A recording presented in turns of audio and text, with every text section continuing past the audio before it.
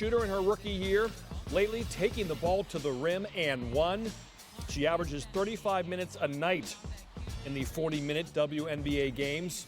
How about another and one? She was 9 of 10 from the line. She shoots 89% from the line. Fever, great start. They're up by 11. Remember, they began the year 1-8 in their first 9. They're 10-7 since coming into this one. Clark, first player, W history, 450 points, 200 apples in a 27-game span. MVP discussion will start to bubble here. Squish.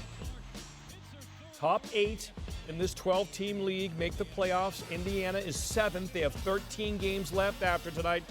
She averages 8.2 assists. Should reach double figures again in this one. Alyssa Smith with a real strong finish. And again, how about a first half of 15-5? Tyrese Halliburton tweeted about Clark's insane performance while he was at the arena watching. Yeah, he won a gold medal. There's still people upset that Caitlin Clark wasn't on the U.S. Olympic team in the third. 28-point lead for the Fever has been trimmed to 10, and then look out, Booch. Natasha Cloud and Mitchell getting into it. You could understand the chippiness. Again, one team was down by 28, and the team that was up 28 had it cut to 10, so you could sense the frustration boiling on both sides. Double technical. Now they're trying to cut this thing into single digits, and they will. Sophia Cunningham in the corner for 3 from 28 down to 7 for the Mercury, who are rebuilt, new coach, new GM, new roster. Copper got it. A clutch 3. And the Mercury are right back in this game. As they tweeted out. Again, 28-point deficit, the largest ever overcome in any WNBA game in the 28-year history of the league. Caitlin Clark's like the only person making history tonight is me. Fever up 5. And then Clark, the Katie Lou Samuelson, the former UConn star. And now it's comfortable. Fever back up by 8 after 3. But again, it was shaved from 28. Phoenix actually took the lead, and now it's comfortably in control, you would think, for Clark. It's double digits.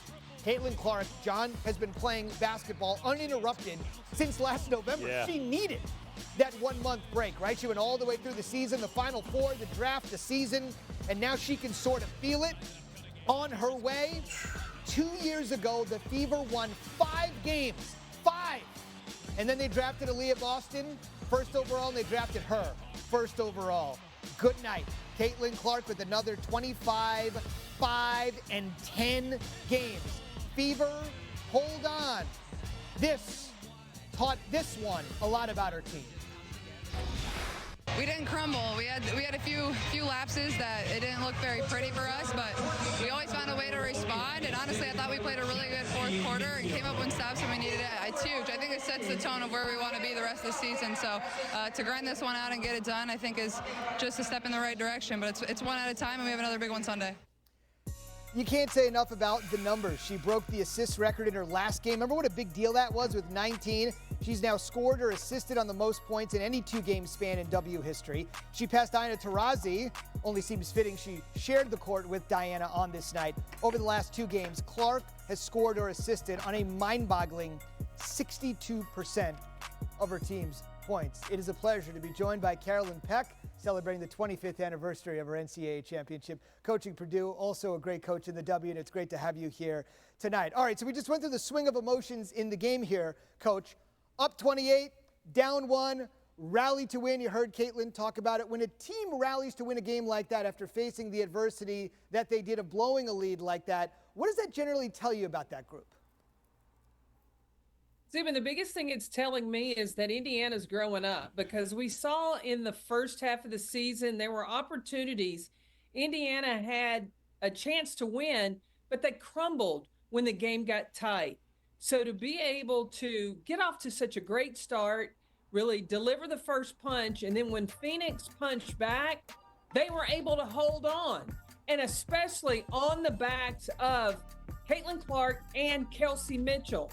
I like leaving them both on the floor and putting the ball in the hands of Caitlin Clark and trusting her to make the decisions down the stretch. And when she did that, you could see the team had confidence around her. And Kelsey Mitchell, she wants the ball in those situations. And I believe that's why it was Indiana that was able to hold on down the stretch and pull off the win. All right, so the WNBA regular season ends a month from this Monday. And if you take a look at the schedule that they've got coming up here, the Fever, they're saying, analytics, this is all in quotes because you never know what could happen, they do have among the easiest schedules in the W. You're looking at it here right over my shoulder. What do you expect to see? Let's just remember, folks, 2 years ago, this team won 5 games. Then they added 2 #1 overall picks. And here they are. But how do you see it here, last half dozen games in a fight for the playoffs? I don't know what these analytics are looking at because Seattle is number 5, and they just fell to Atlanta. Hey, Ryan Howard's back. She had 30 points tonight, the combination of her and Alicia Gray. So that's a tough game. Then the Minnesota Lynx, that's a tough team as well. Nafisa Collier is back. You got to play Minnesota. So you have Atlanta, Minnesota. Then you got to play Dallas. And you know who's back for Dallas? Satu Sabali. So I think Dallas, don't look at the record, because having her the length of what Dallas has, and then in September, you know who they've got to play? Indiana has to play the Las Vegas Aces twice. And now they have Chelsea Gray back. Right. And so with Chelsea Gray back, look, Kelsey Plum, Jackie Young, their percentages have gone up, and we can't even say enough about what Asia Wilson has already done this season. She didn't let up in Paris, and I expect nothing less from her in this second half of the season. So look, there you have it right there, as you heard. The Indiana Fever, great start to the second half.